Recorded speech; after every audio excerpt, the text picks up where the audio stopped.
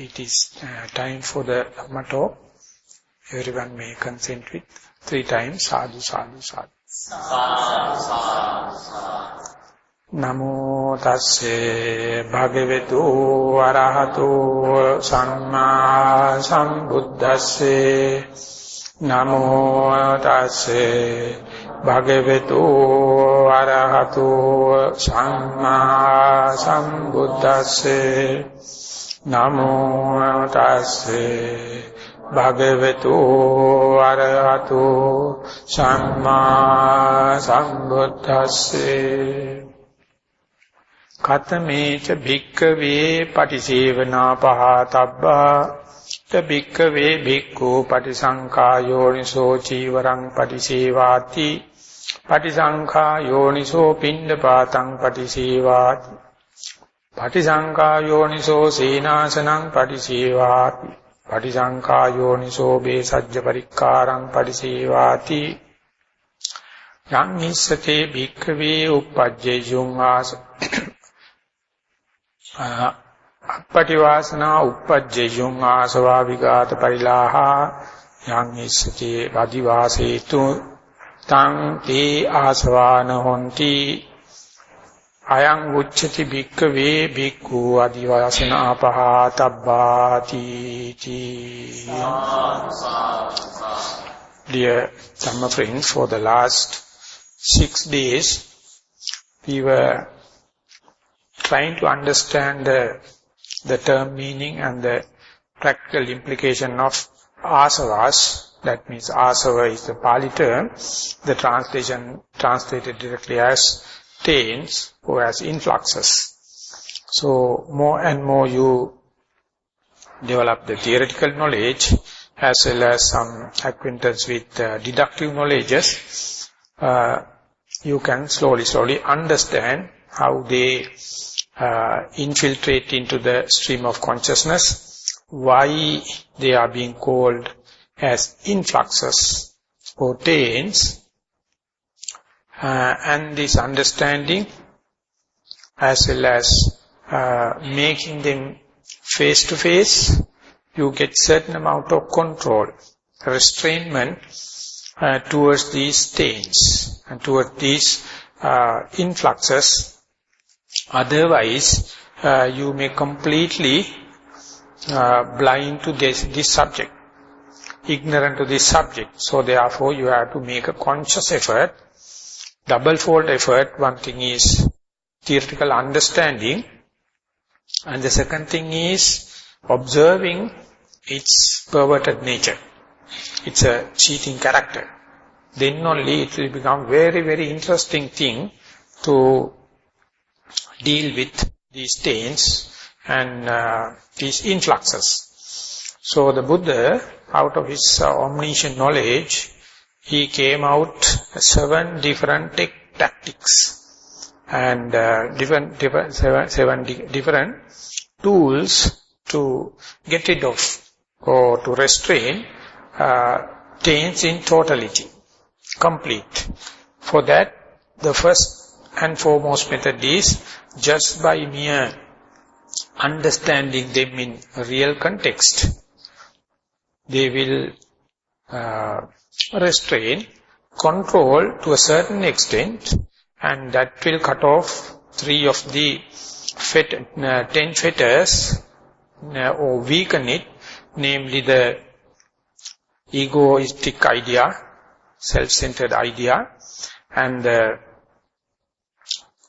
overcoming of doubts and understanding what is the bare minimum necessity of the morality and the moral restrainment on pragmatic basis, so that you will be fairly free of the trips due to the egocentric idea that it is I, it is me, it is myself like.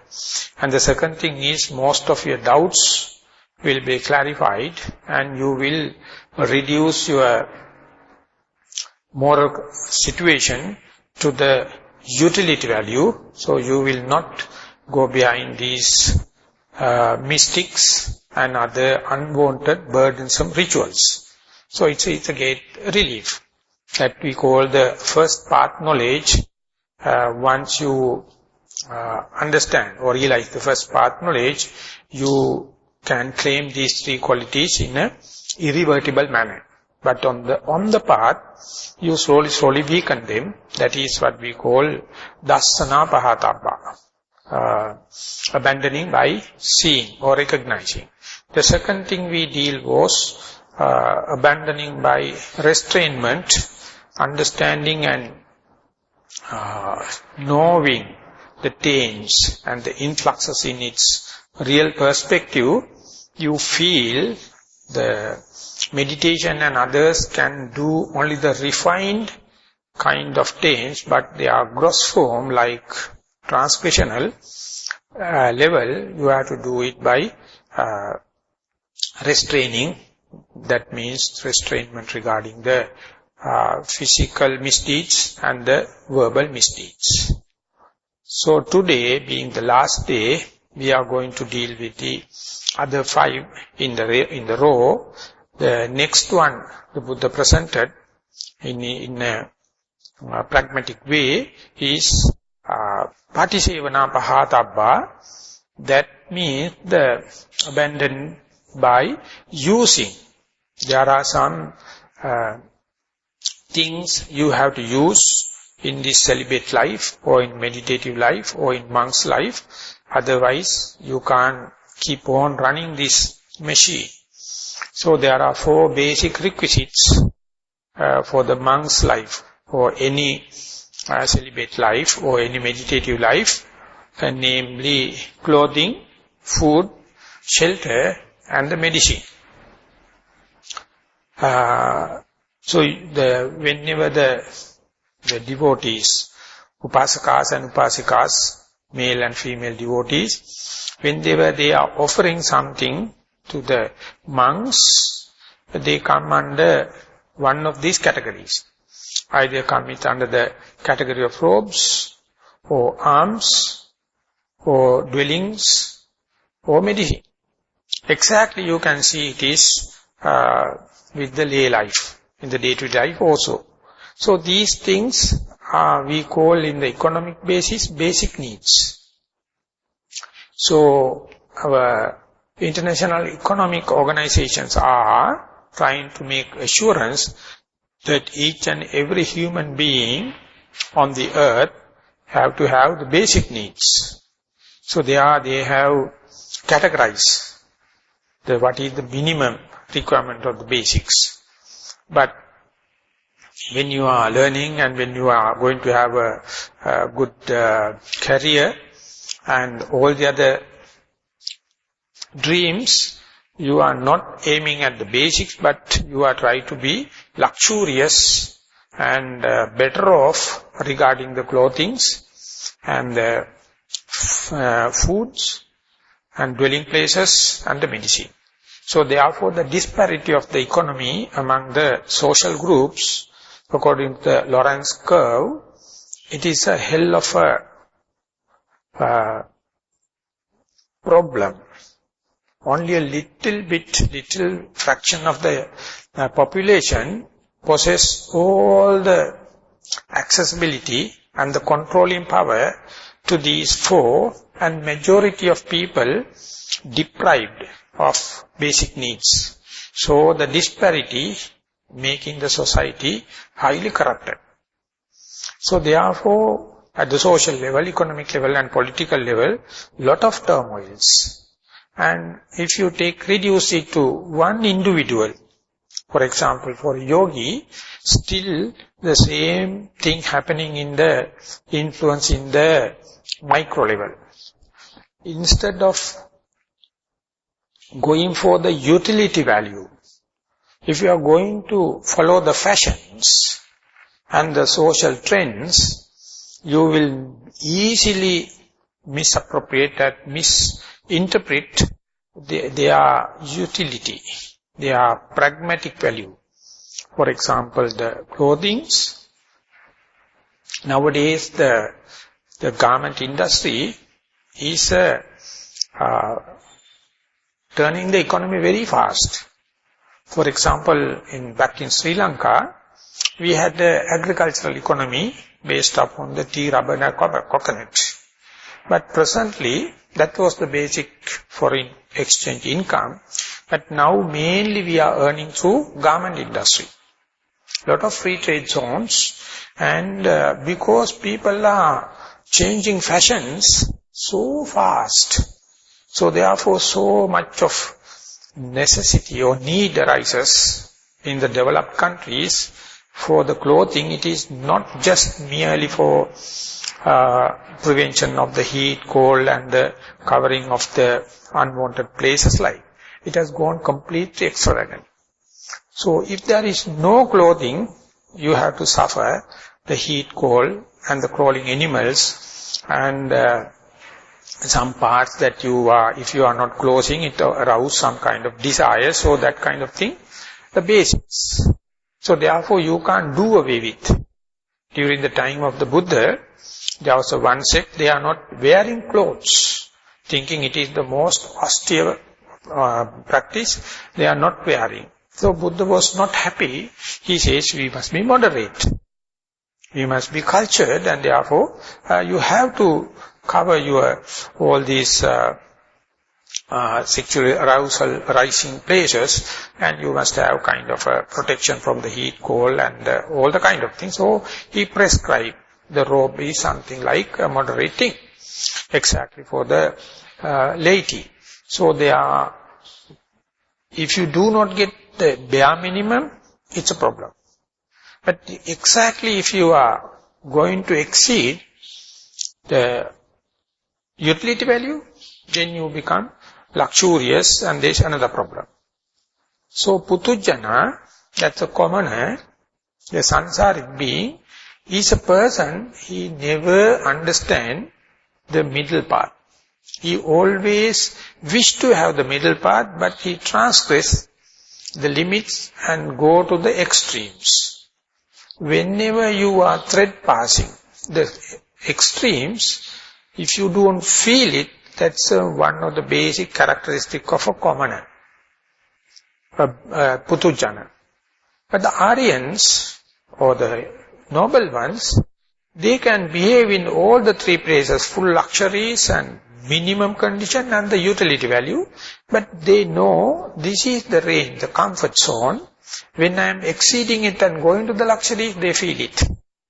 Immediately they come back to the comfort zone.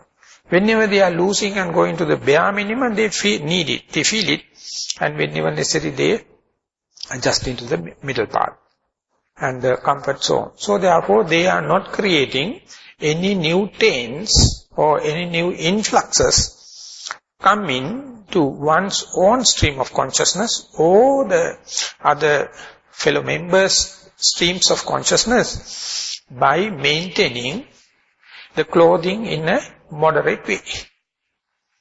Exactly the same in the foods. We have average 3 meals and some liquids, and often do breathing. That is how the solid liquids and the air come into the metabolic action, and then we maintain our machine. So for the monks, the Buddha has recommended just to be contented with the morning time. 1 meal or 2 meals in the morning times. So leaving the other side, so that he proved that is enough. And they are also be satisfied with whatever you get.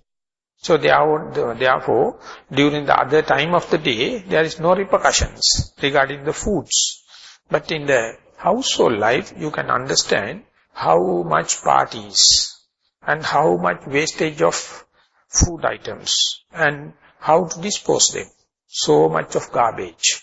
So when you go to a McDonald's or byway shop, after one person finished the meal, how much he is feeding the garbage can. Huge amount of wastage.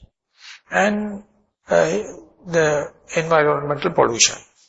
And when you go to the South Africa and other places where it is feminine, so people are traveling miles and miles to get a day's ration.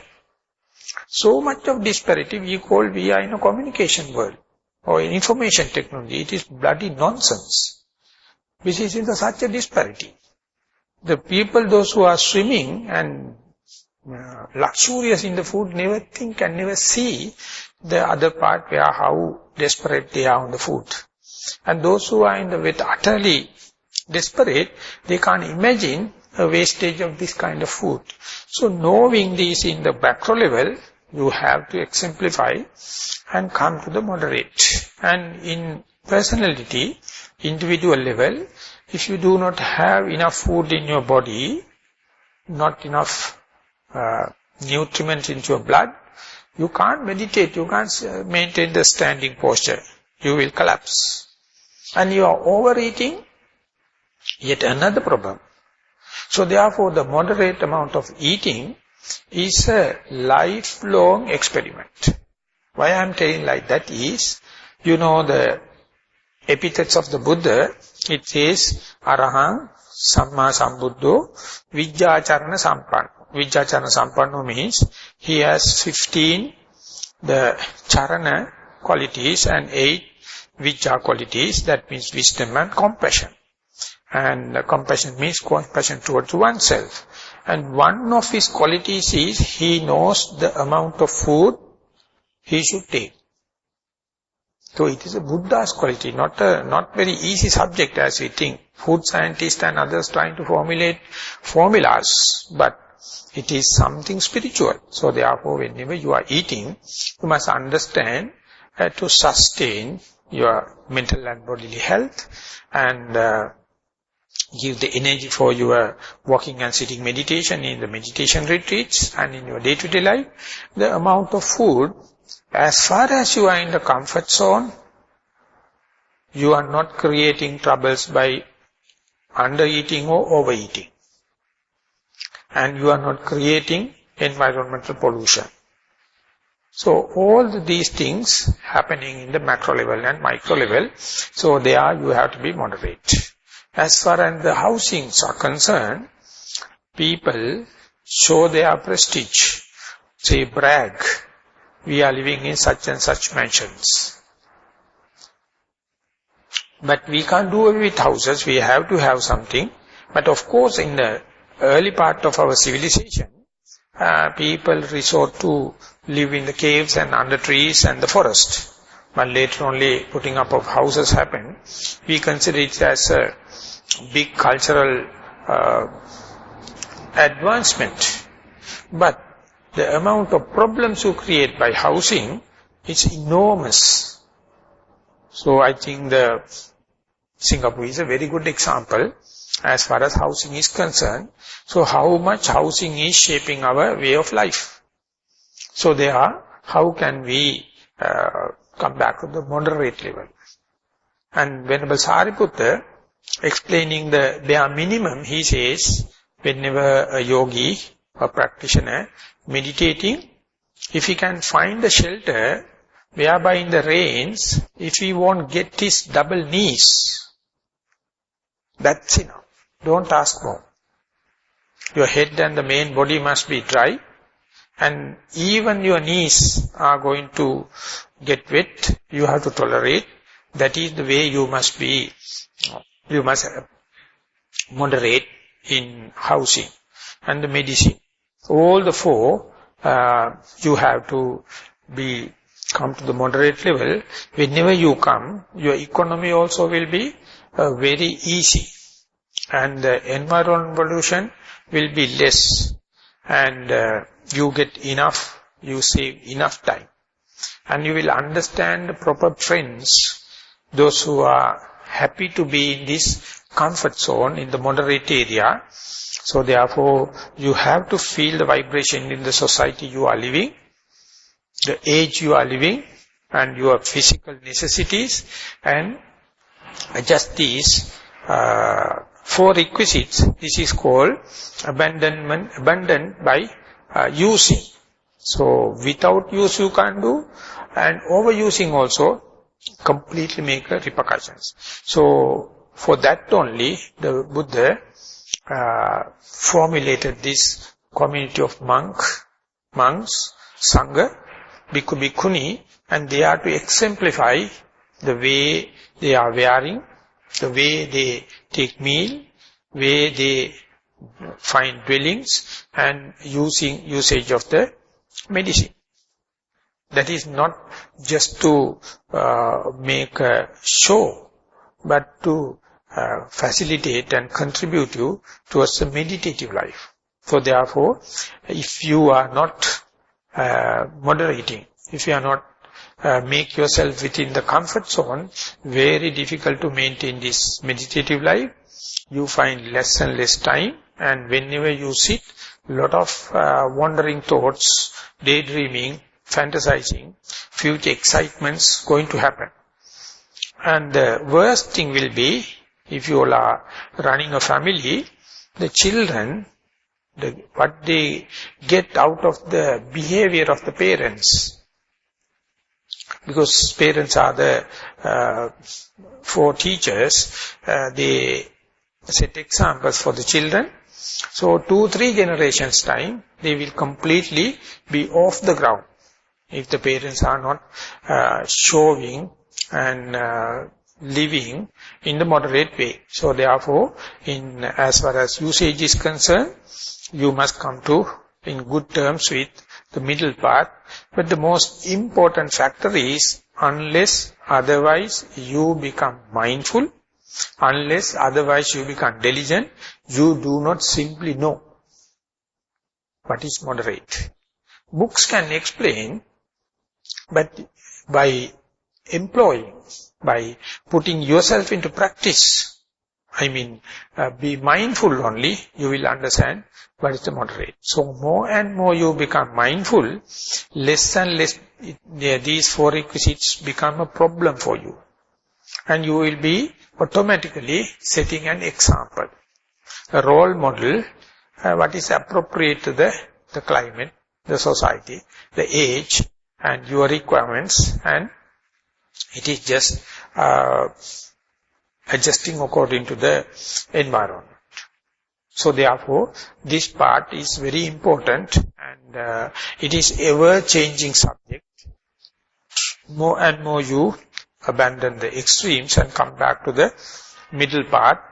And often nowadays, when I am not conducting retreats, I used to give talks on this Aryavansa Sutta, Maha Sutta.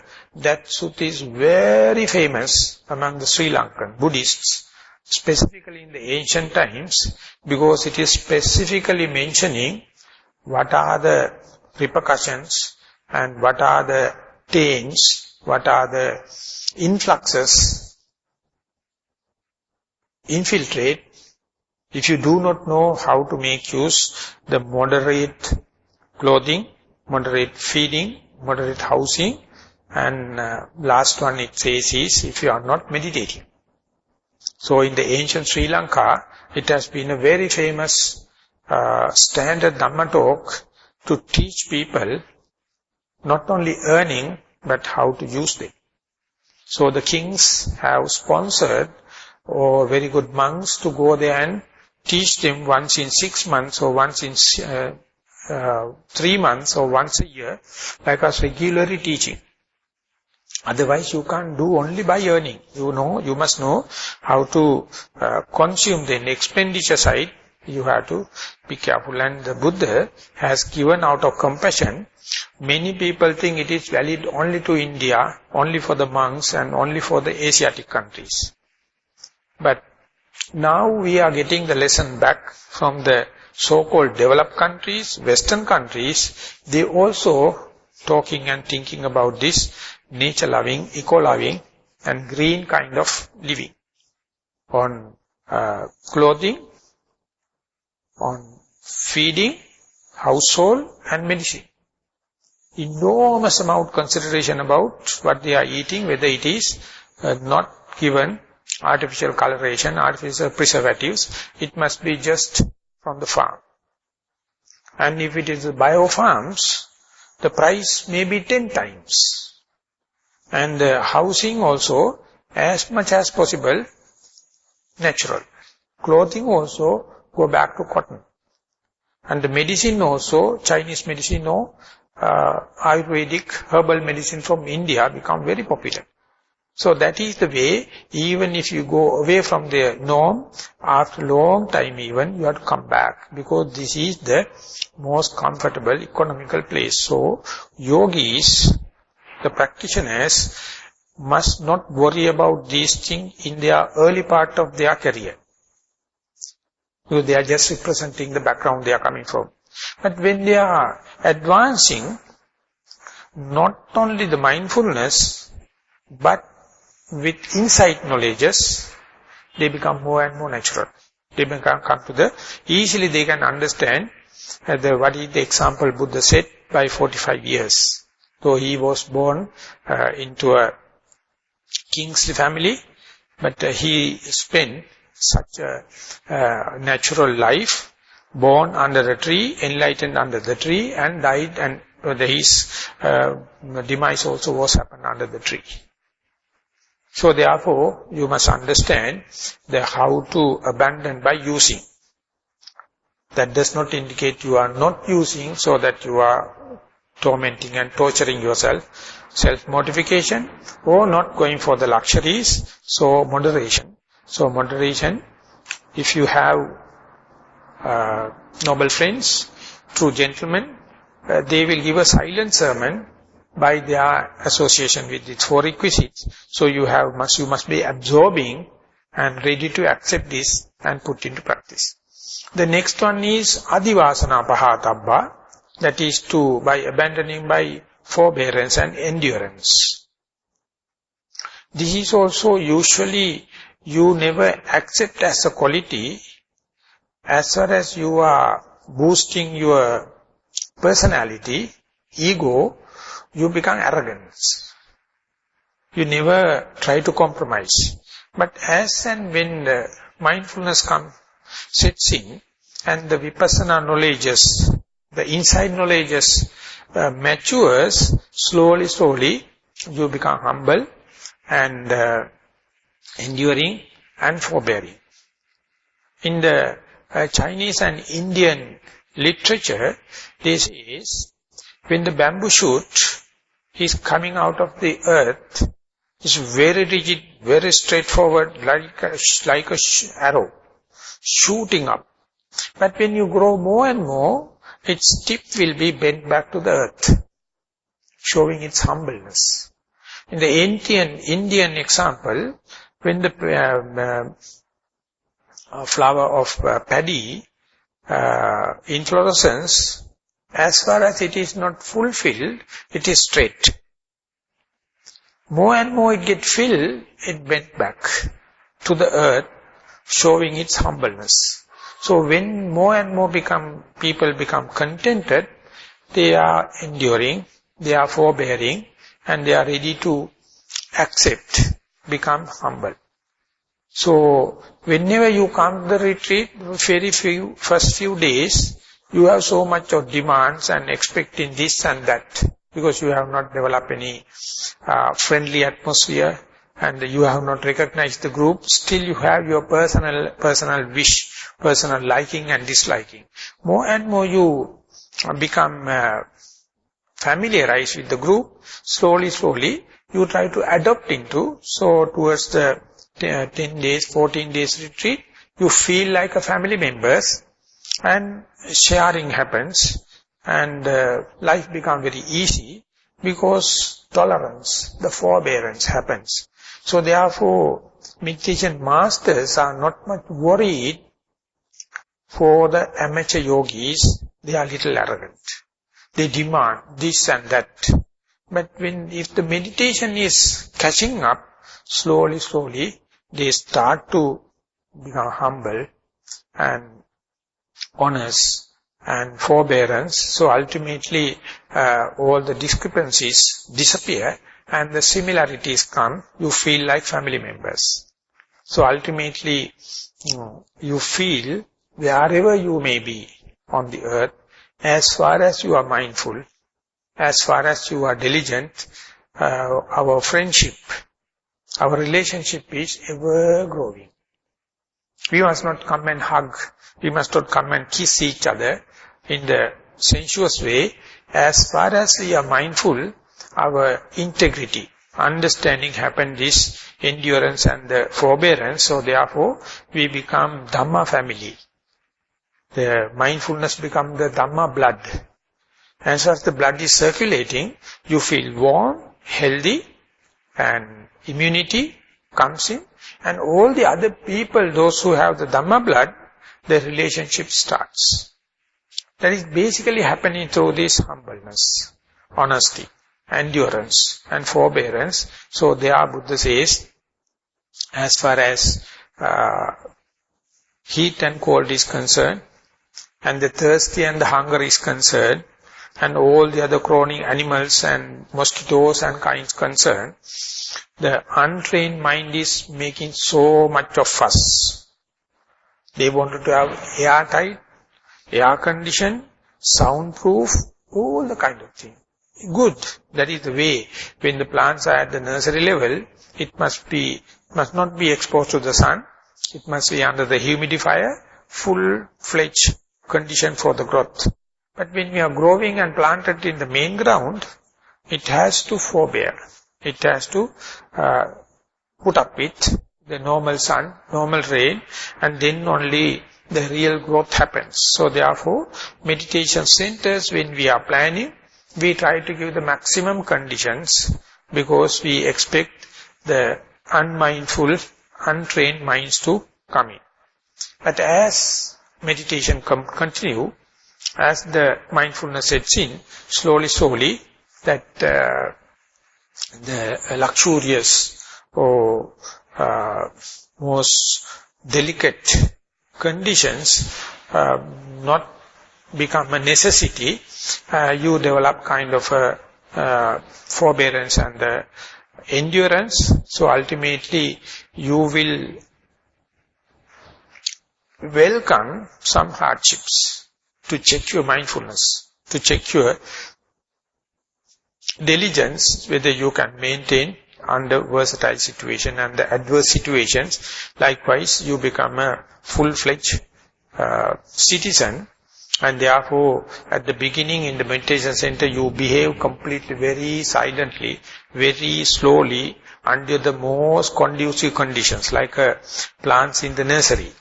But when the meditation grows, you slowly come back to the day-to-day life. You can do multitask life, but still maintain the mindfulness, because this forbearance and others, one thing you must look into, definitely, yes. But you have to wait till you become qualified to do it. Before you become full mindful, before you become full diligent, even if you try, it is a failure. It's too early.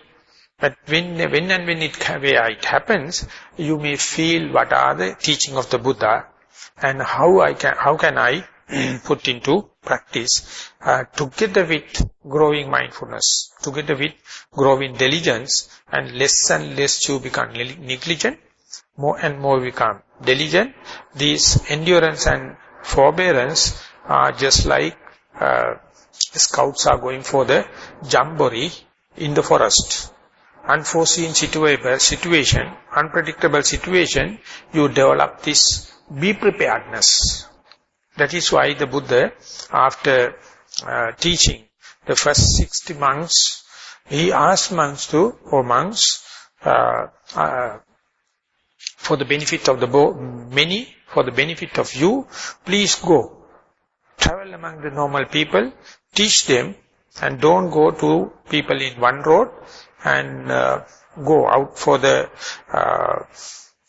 Dhamma propagation.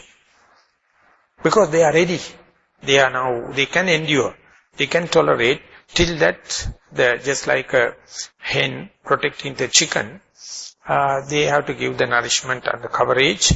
Once they come full-fledged, they can go out and do this missionary work or propagation work. So therefore you also must understand, first by seeing the taints, second by restraining them, and third by usage, and then only you come to the sphere where to become tolerant, and how to work with the vicissitudes of the world, the gain and the lost, pain and the pleasure slowly growing. So even a group start a retreat in one place with a particular time of the calendar, their growth of forbearance and the tolerance is completely heterogeneous. No one can predict. Even you can't predict. So you must be always be vigilant and prepared. When and where possible, put up it. Endure it. And that is the way you are making your body and mind full capacity to live under any circumstances. Whatever the challenge happens, whatever the difficulty happens, you just let come. And then see how much you can adopt into. In that sense, this adivasana, in Sinhala sometimes we call ivasanawa, or in translate it as English, enduring and the forbearance. And then parivajjana. Parivajjana is, the last one is, you have to avoid some extreme situations, even if you are fully mindful, even if you are fully diligent. And they are the Buddha has explained, whenever the mad dogs, whenever the mad elephants, whenever the mad animals, and any poisonous things, any traps or bad friends, there you have to safeguard yourself by just avoiding. That means you must be full-headed. No, I am fully guarded with the mindfulness, I am fully secured with the diligence, therefore anything matters. Yes, it is for about up to the 95%. But there are some extreme cases, and there you have to avoid them. So that is why parents are always giving do's and don'ts to the children, and the teachers are giving the list of do's and don'ts to the students, doctors are giving to the patients, and the rulers are giving to the citizens. But to understand for yourself, you must have understood already, who am I, what are the things, what are the things uncontrollable, whereby you have to avoid them. And this avoiding is the only possible way. So therefore the Buddha, there is a part of things, that influxes, that you will do away with, or you will abandon, only by avoiding. And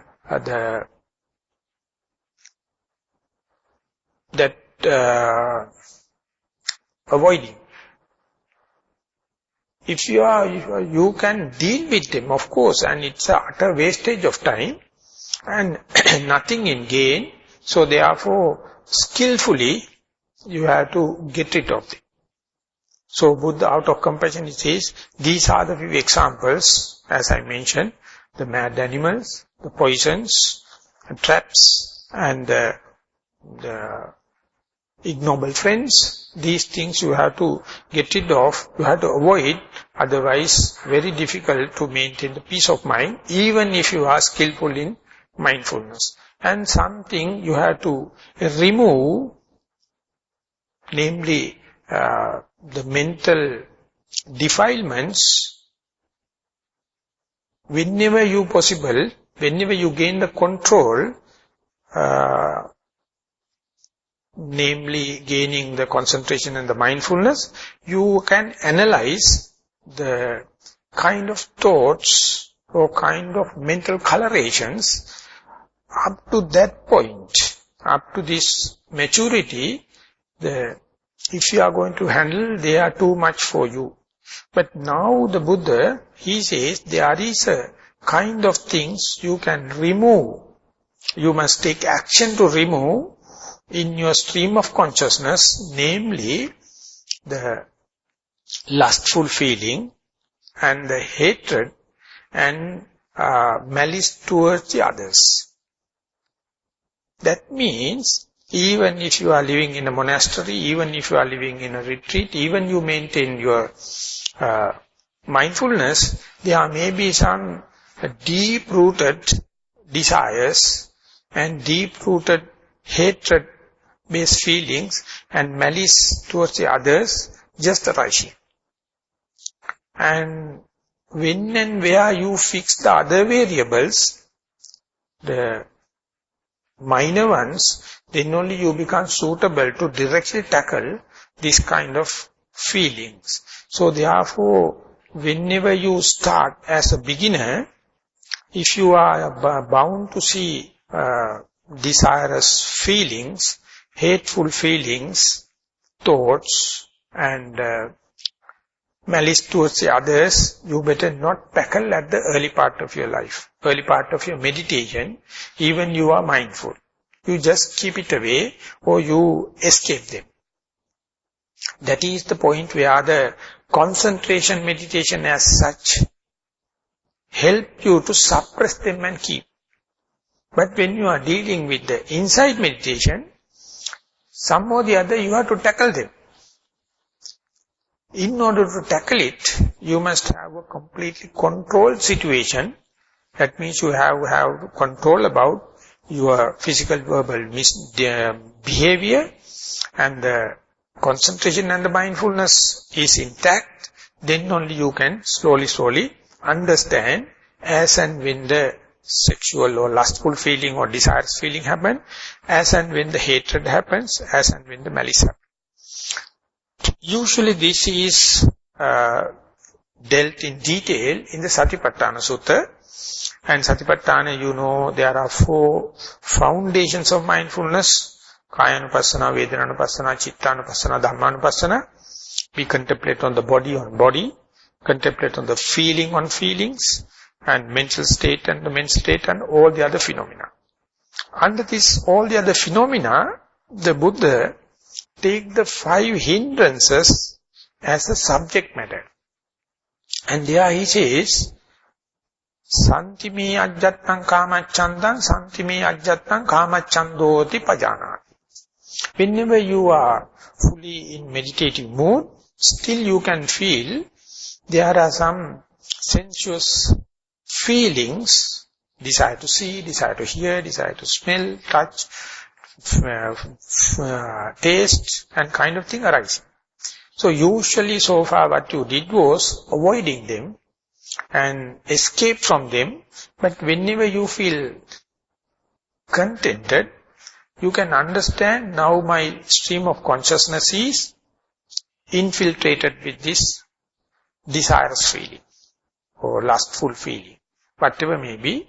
Then that very knowledge, the face-to-face, it's a kind of advanced training. There you can understand when the mind is full of hatred, it's a one coloration. When it is full of desire, one kind of a coloration.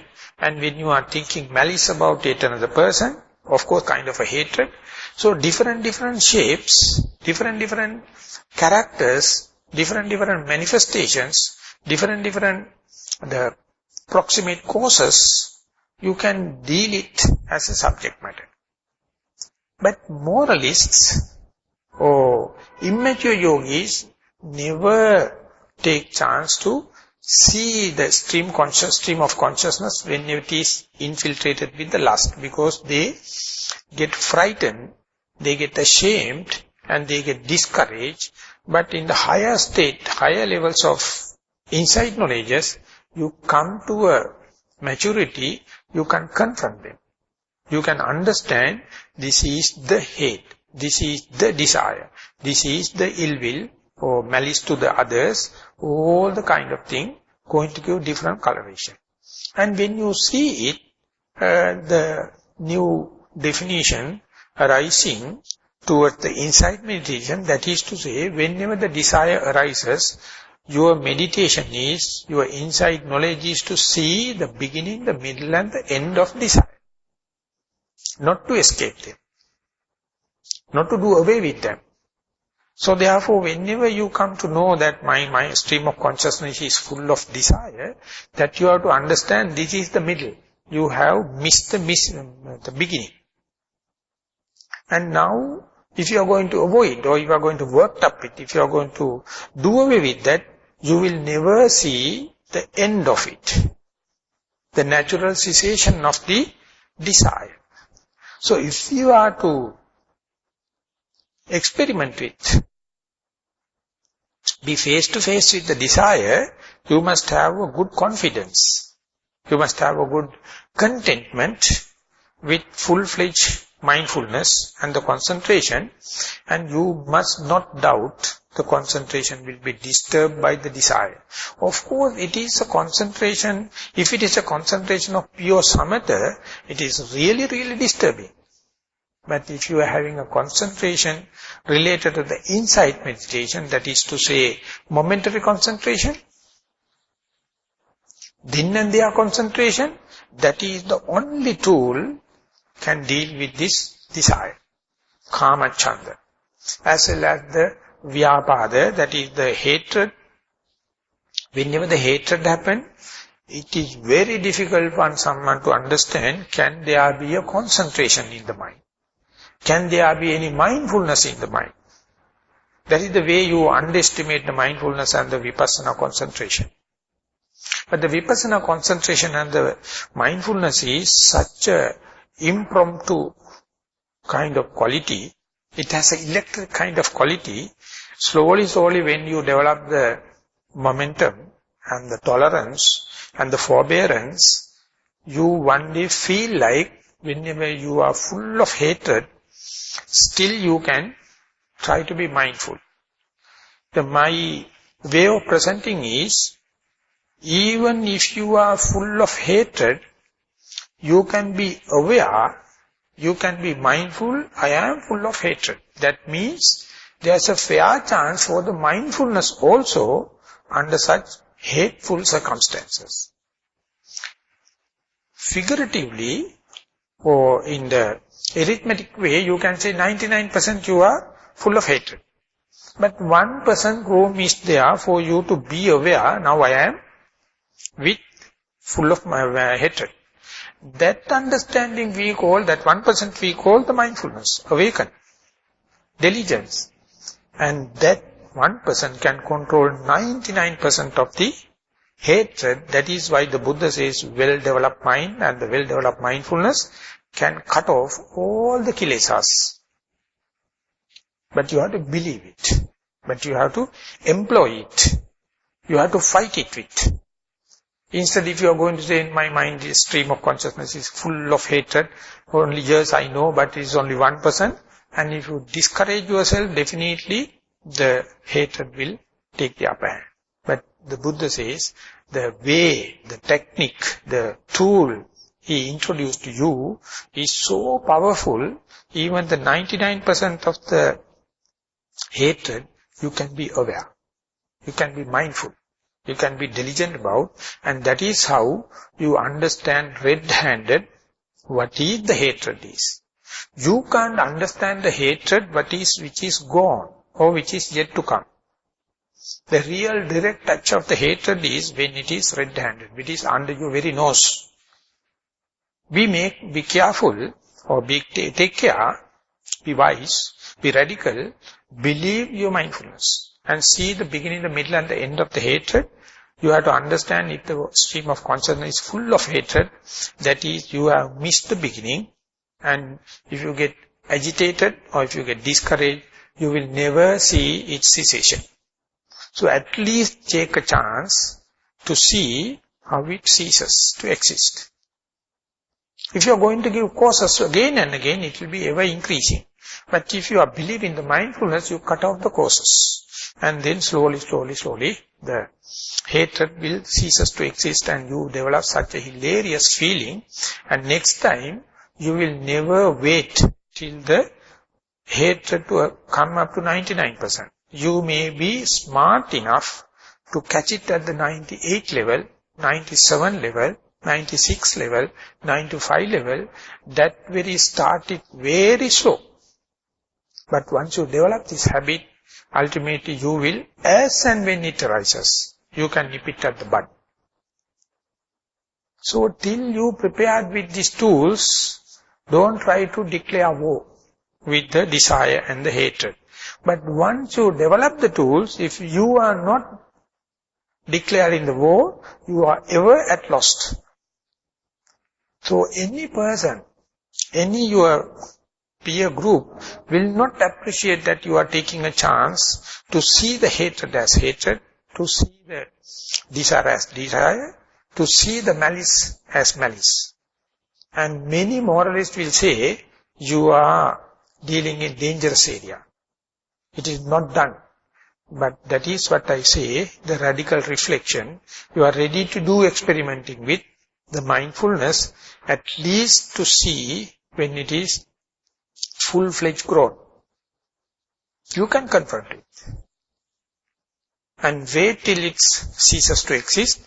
And next time, definitely it will come again and again. That is, usually the defilements are bound to happen. So when and where it arises, you try to be prepared and don't let it grow up to the 99%.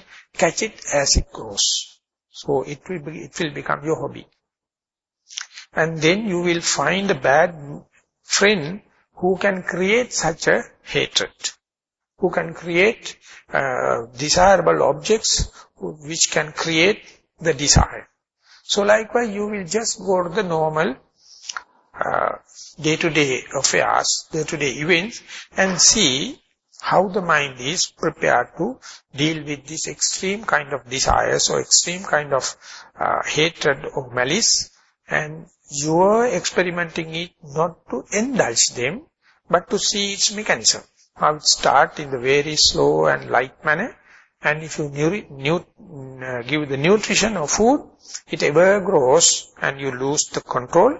But if it is happening under your surveillance or under the diligence, under the mindfulness, you can understand, even if it is growing, you feel the hilarious feeling, let it grow. That is the way of defilement, but I am fully immunized. I am fully guarded. And that is how the Buddha says there is a period where you deal with, you can come to know the desire, the hate, and the malice to the others. Slowly, you avoid them not by escaping, but nipping at the bud level. As and when it arises, you know, if you are to indulge it, it will grow. So at the tender level, you can nip it off. But you can't prescribe it for the others, those who have not developed mindfulness. And even you will see your early part of your meditative life, this wouldn't have been a qualified technique because your mindfulness is not steadfast. Once it's come up to that, you have to train them so that you can see the beginning, you can see the middle, and you can see the end. And when you are tackling, usually you confront the middle, where fairly it is beyond the control. But if, with confidence, if you are going to see, you are bound to see how it begins. Start with the very light manner. And then only you will see the beginning, the middle and the end, whole phenomena. And that is how you go to the deepest layer of your mental, the so-called mind. And you go there, it's a matter of diligence. If you are neglecting to see, negligent to see, you are giving a chance for the defilement.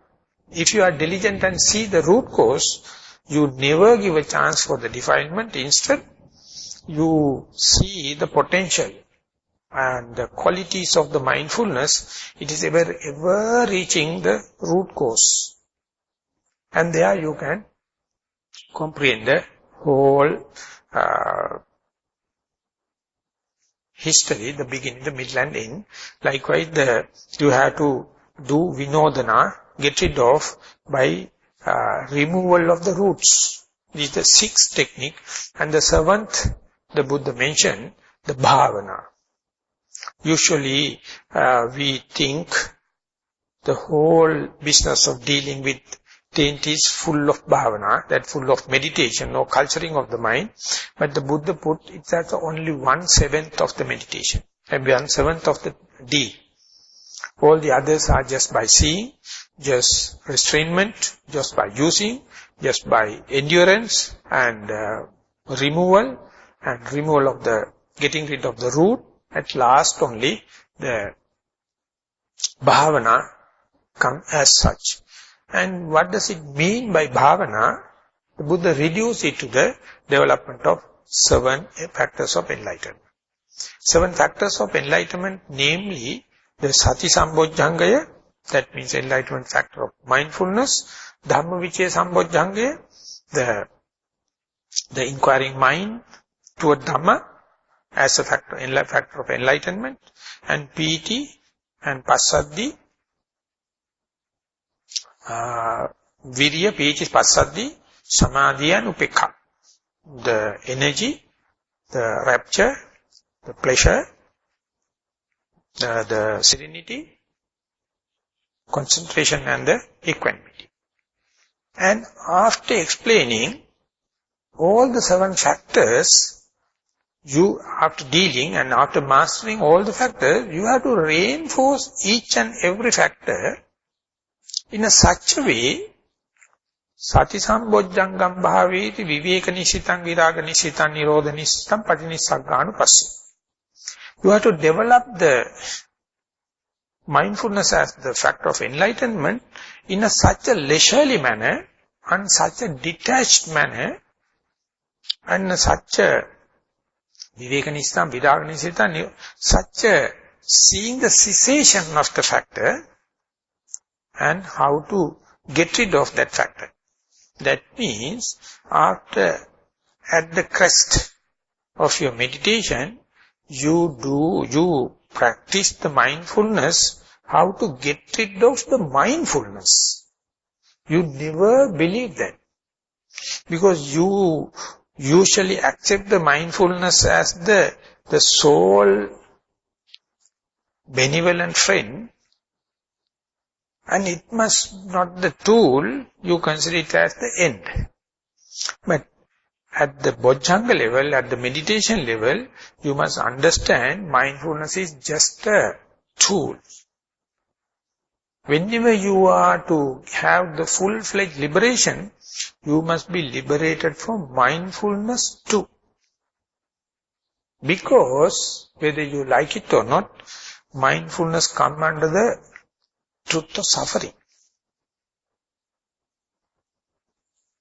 So therefore your attitude toward the mindfulness is completely changing. That is why at the beginning I tried to deal, whenever you become mindful, you will be happy. That is the way the beginner.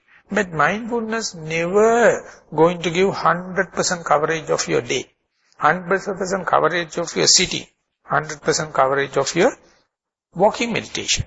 Often it will be distracted by sounds, pains, thoughts. So whenever the mindfulness is distracted, you become discouraged, disheartened.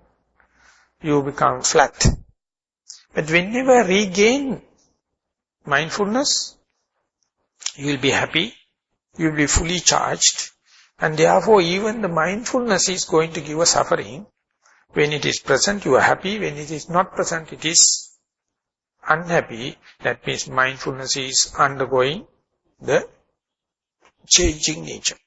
It is not a permanent thing. Whatever may be, you have to be mindful. Whatever may be, undergoing changing means suffering.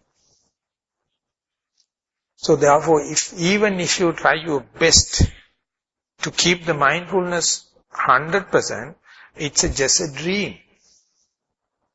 But of course it's a good dream.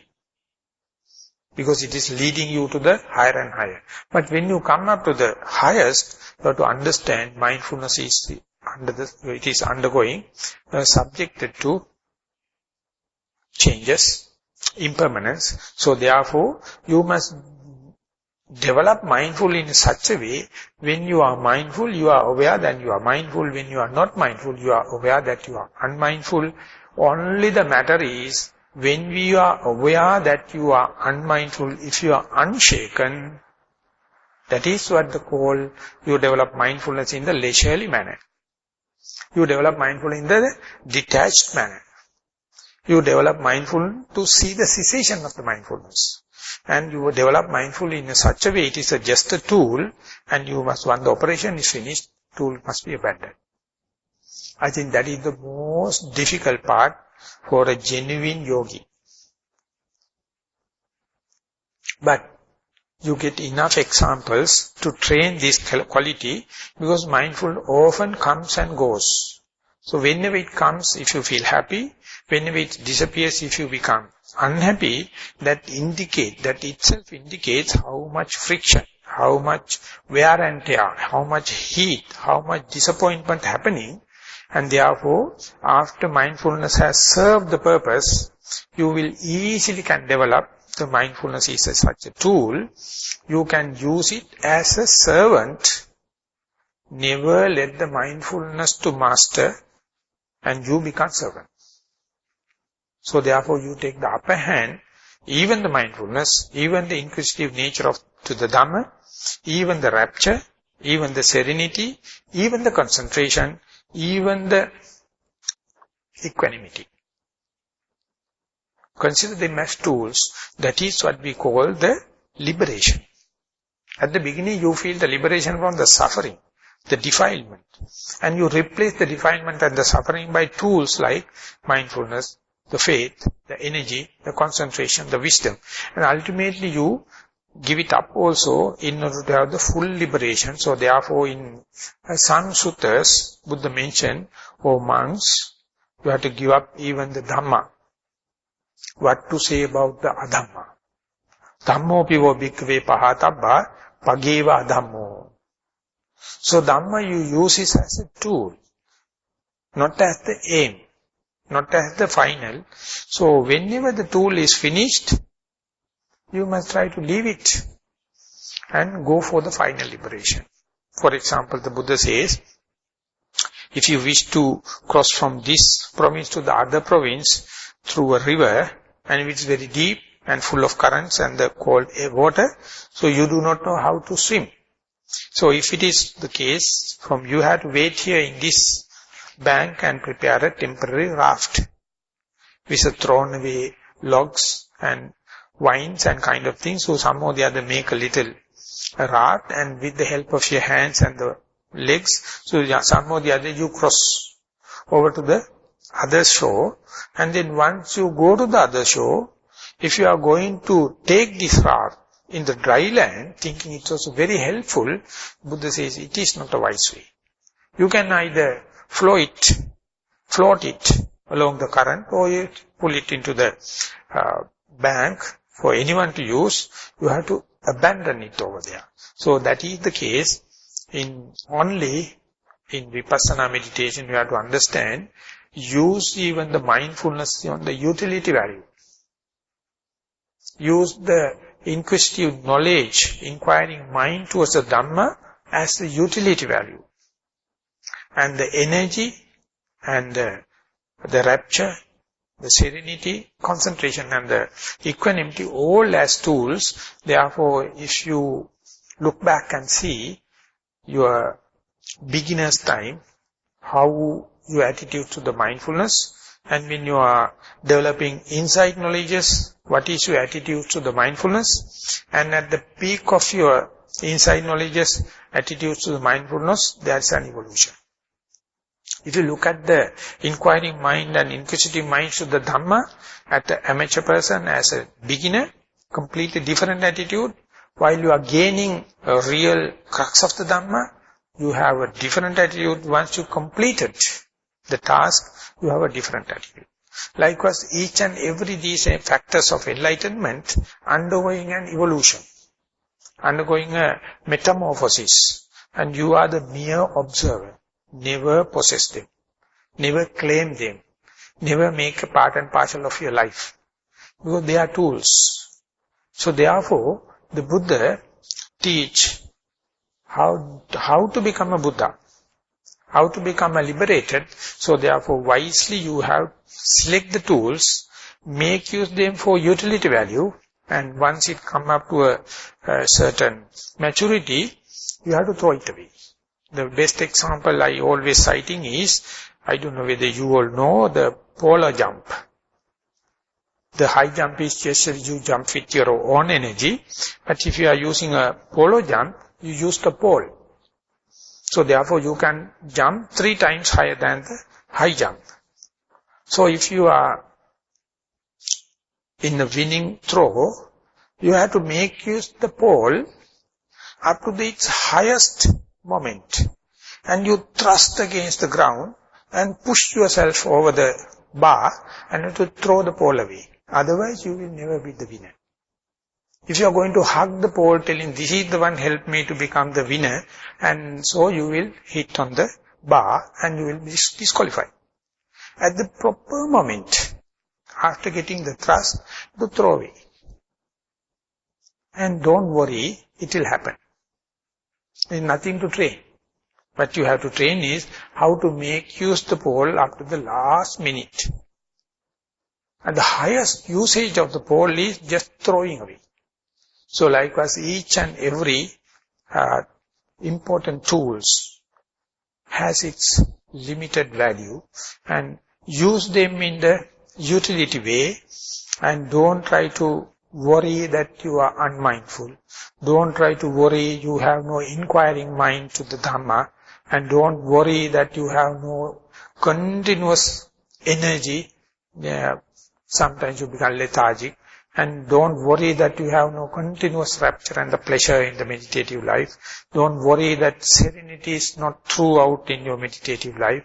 Don't worry that the concentration is not the throughout in your meditative life. Don't worry that you have no equanimity throughout. Because these are subjected to impermanence.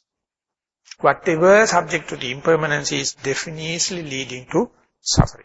That's a formula the Buddha presented in his early sermons. The intrinsic characteristic of suffering is, that is, whatever may be subject to change, that's a proximate cause for the suffering. So all these 7 come under the changes. So you get enough experiences and examples in the meditative life. Make them yet another Dhamma. Do not try to expect to be 100% mindful and kind of thing. It's a theoretical maximum or a dream. In pragmatic way, you must use the utility value, get the maximum of its value, and you will be an opportunist in that sense. And that is how you can even liberate from these all the tools. So the Buddha says, if you know how to recognize and see the taints, and by itself some part will go off. You know how to restrain, knowing the danger of the physical and verbal misdeeds, you will restrain and cut off certain amount of taints. And you know how to use things for requisites and to come into the comfort zone so that you can cut off certain amount of taints and the influxes that will be cut off. And you know how to forbear and endure certain amount of thing. And if you are skillful, you will cut off certain amount of taints and the fluxes. And you know how to avoid avoidable things, certain amount of taints you can cut off. How to remove what should be removed, yet another certain amount of you will cut off. At last, by development or cultivation or culturing toward the enlightenment factors, you will cut off. Then you will be Achicca. You will cut off all the desires and navattanti sanyojana. The vortex of the impediments or hinges will be straightened and you will be free of. And there won't be any conceit left. That is what the cessation of suffering. So if you tackle when and where with the possible tools, you can get rid of to the last trace. That's the final aim of the Buddha. And for the last, now the 7 days, we were dealing how to understand them theoretically and to confront them in our mindfulness way.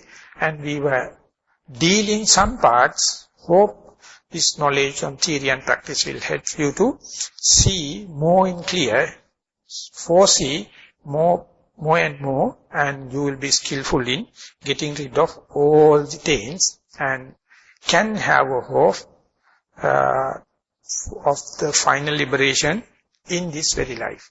With that remark, I would like to wind up the talk. Thank you very much for listening. Sadhu, sadhu, sadhu.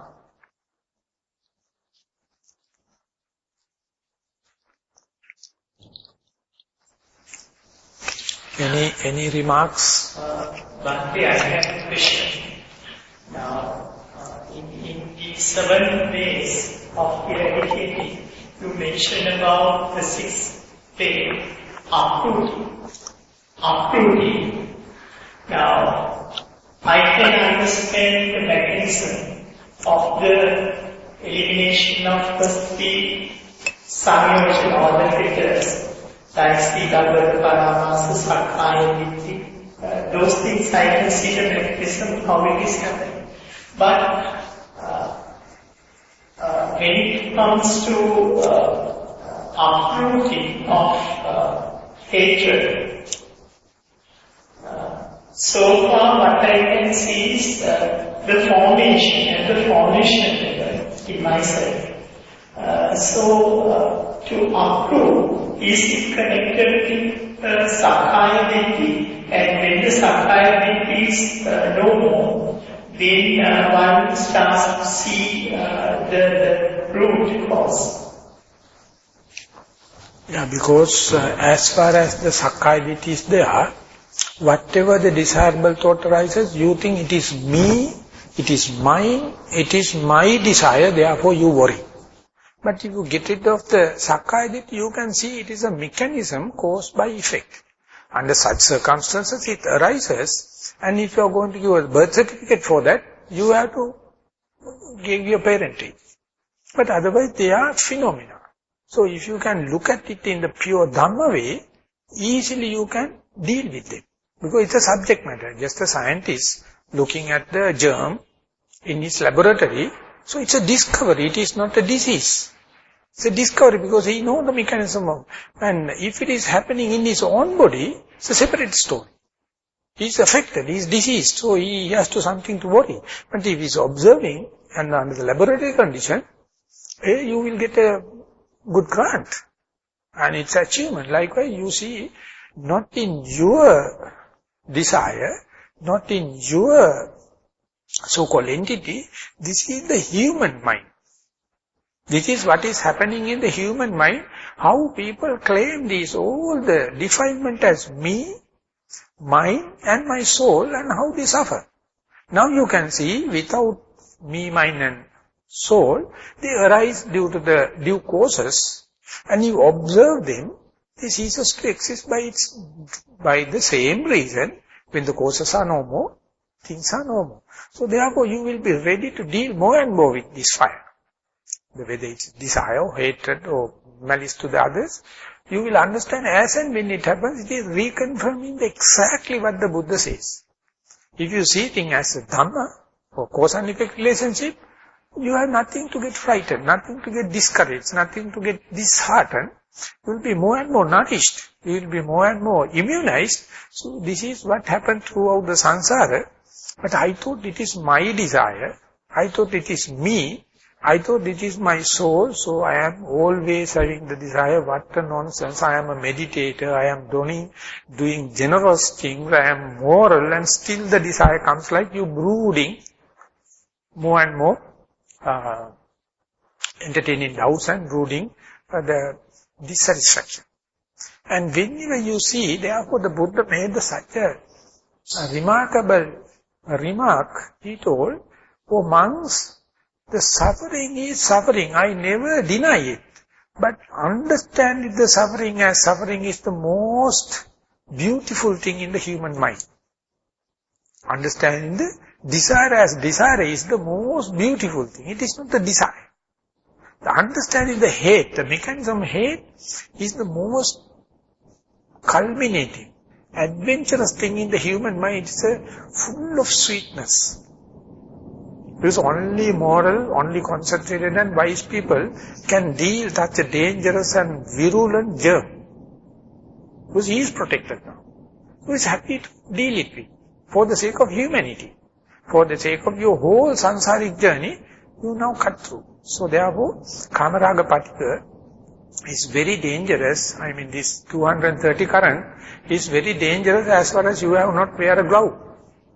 But even once you put up a glove, you know as far as the glove has no holes, you can tackle it. So, removal of Sakkaya Ditthi is just like you have protected. You have galvanized yourself. You are without any, that is why in Dhamma talk also I told, if you have no wounds in your hand, you can tackle poison.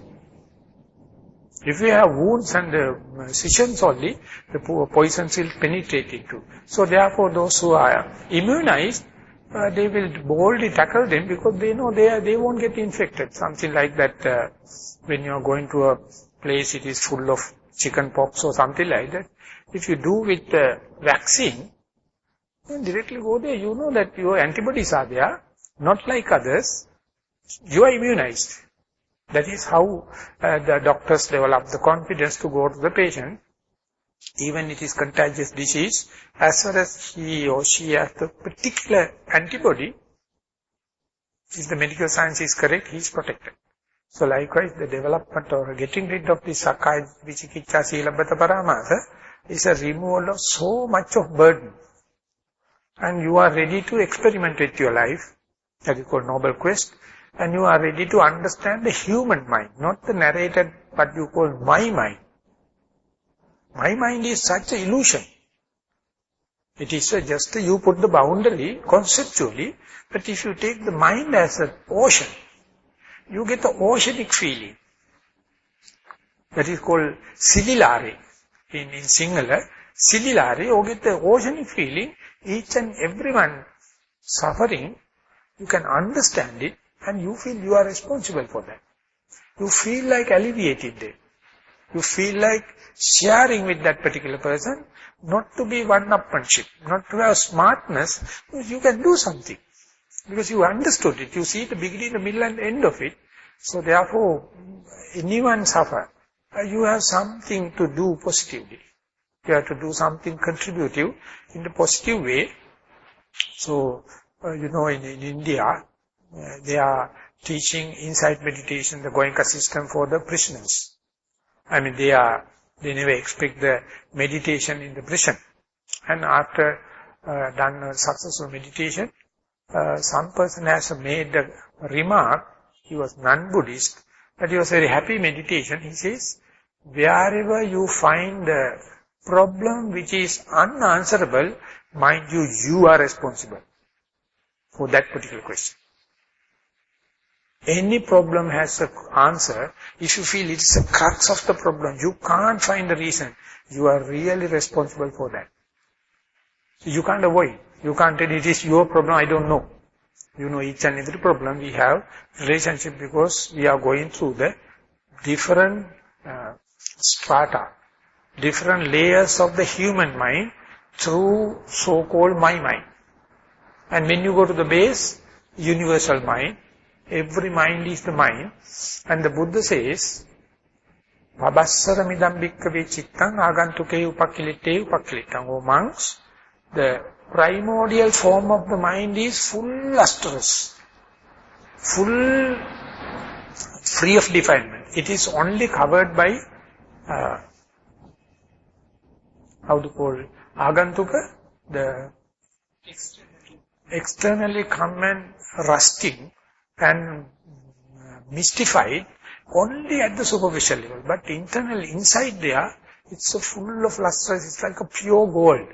But we never recognize individual or ourselves through this gold, we recognize with the external rust, external malice, external defilement. We can see defilements only. We never see the gold, the crux of gold. But the Buddha, he see through these defilements and see each and every human is a potential. He or she recognize themselves with the external thing, what we have decorated, or when the rusting happens and the accumulation happens. So it is easily removable if you know the correct technique. Then the luster comes. It is not something new. It was there, but you fail to see through the external dust, external, the rust. That is why it's called insight. You are not looking at the superficial level. You know superficial level is, of course, leading, I would say rather misleading. He is a lustrous person, he is a lustful person, he is a hateful person, all the kind of things. They are talking about the outermost layer, outermost kilesas. So if you understand and wait and see, to see through, you see each and every human being is full of gold, full of lustrous. So Buddha says, don't discriminate people by just mere external kind of thing, but you can't ignore them also because convention is based upon this external layer. So you have to understand it. So respect the society, respect the values and the means of the society, but don't make a decision, don't arrive at the decision, see it again and again, find a reason to be glad under any circumstances so that you have to go through. First you have to see through yours, penetrate through yours, and then you understand that is holographic thing, everyone sharing the same, everyone worrying and discouraged and talking about their mistakes. They are talking about others' mistakes. When I am working in this company, I was working under a Norwegian gentleman. He says, you listen to the radio, you read the papers, look at the television, every time finding fault with others. That is what we call mass media. We are so accustomed, we can skip a meal, but never we can miss the newsreel.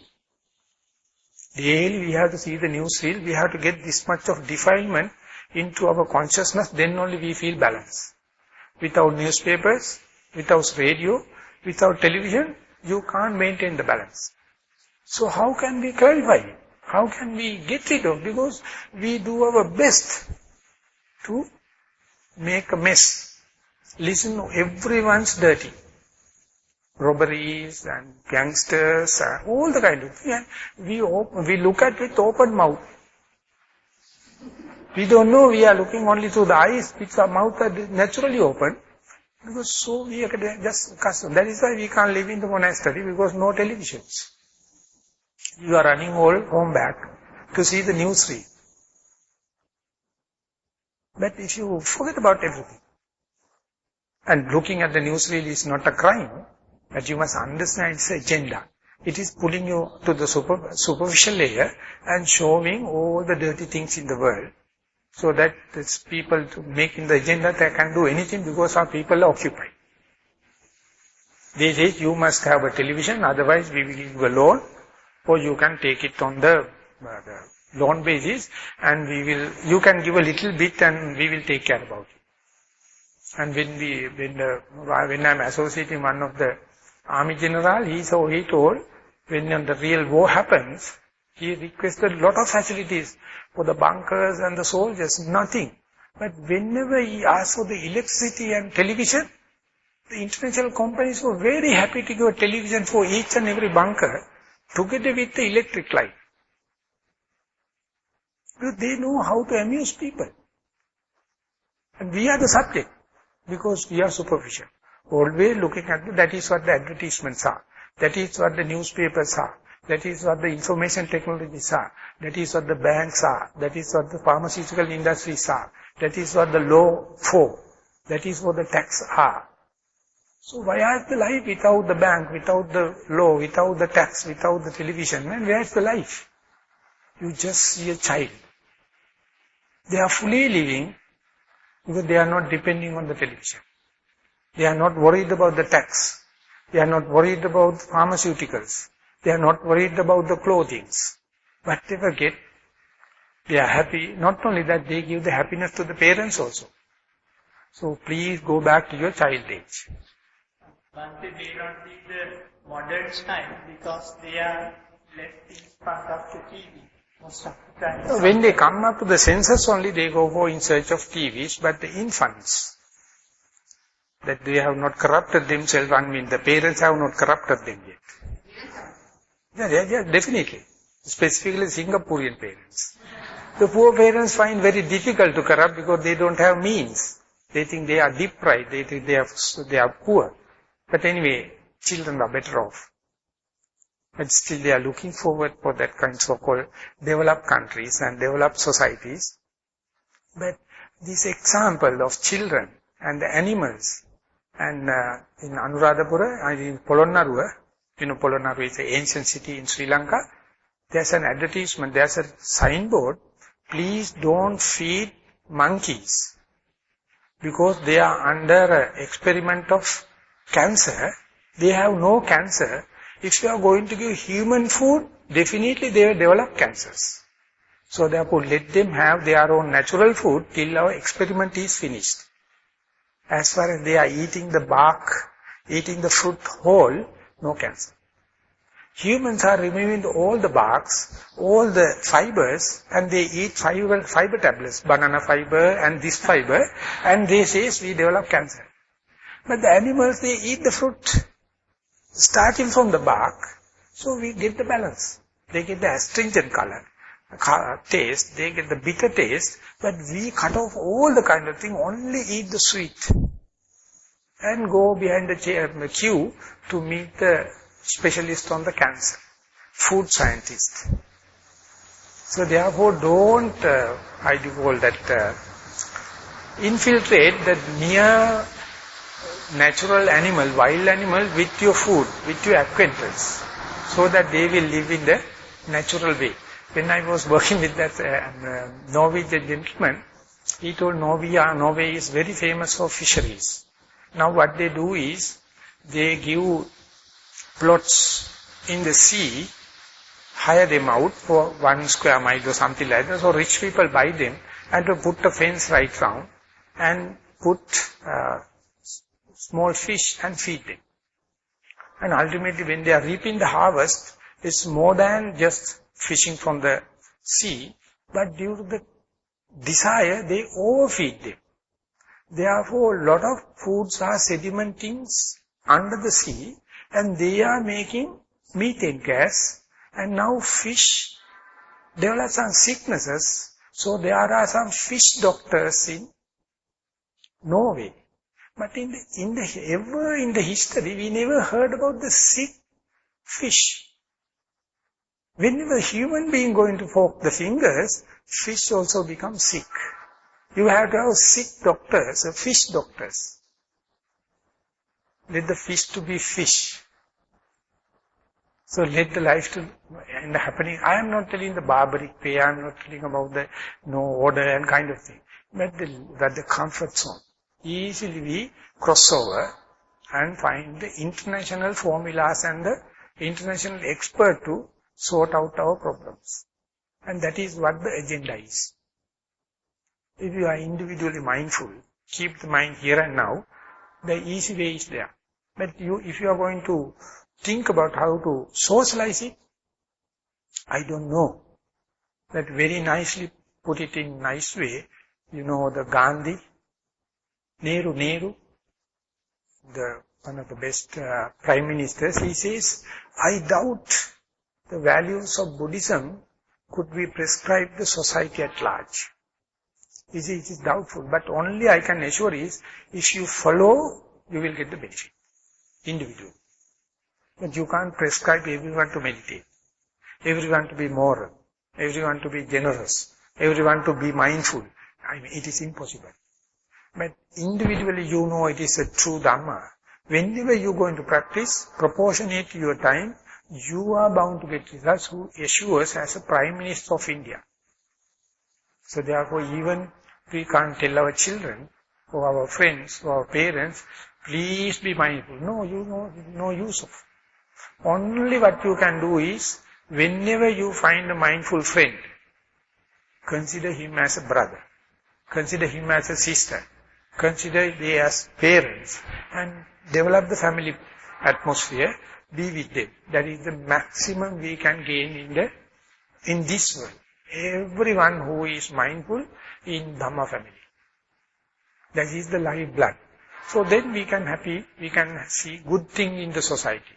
The majority, society at large, is just looking at the superficial outer layer, and then they arrive at many decisions. Please do away with them as much as possible.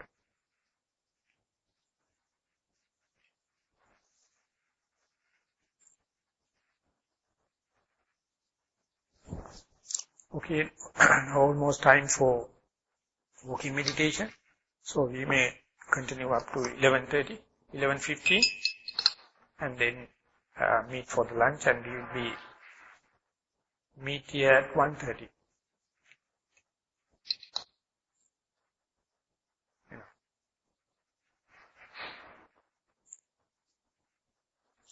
Yes, sadhu, sadhu, sadhu. Sadhu, sadhu, sadhu.